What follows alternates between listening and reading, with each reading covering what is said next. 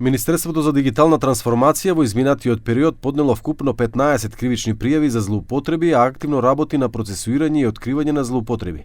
Ова во Клик Плюс го откри министерот Стефан Андоновски. Во моето министерство јас имам поднесено 15 кривични пријави, ниту држав пресконференции, ниту објаснував, ниту безпотребно правев некоја помпа. Сметав дека се направени злоупотреби за претходните раководства во министерството. Сметав дека се направени злоупотреби, што помали, што поголеми, што од прашањето на безбедност, и сметав дека треба да се повика на одговорност. Како што вели тој, 5 од нив се веќе во судска постапка, односно обвинителството ги процесирало до судот откако спровело истрага. 5 се веќе во судска постапка, што значи дека обвинителството ги процесираше и ги поднесе во судот, што значи дека биле издржани и сериозни, со вештачења, со анализи, со дополнувања, со документи. Дел од нив се во постапка во обвинителството, а дел од нив чекам да обвинителството започне постапка. Недостасува динамика во тој дел, можам да кажам, но многу е важно да државата постојано тоа го прави.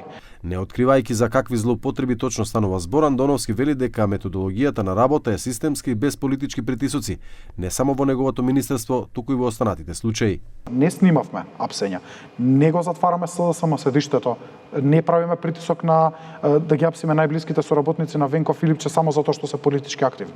Туку методолошки работиме, постапка по постапка, со издржани аргументи, да тие на крај завршат како што треба со факти и завршат со судски одлуки како што треба.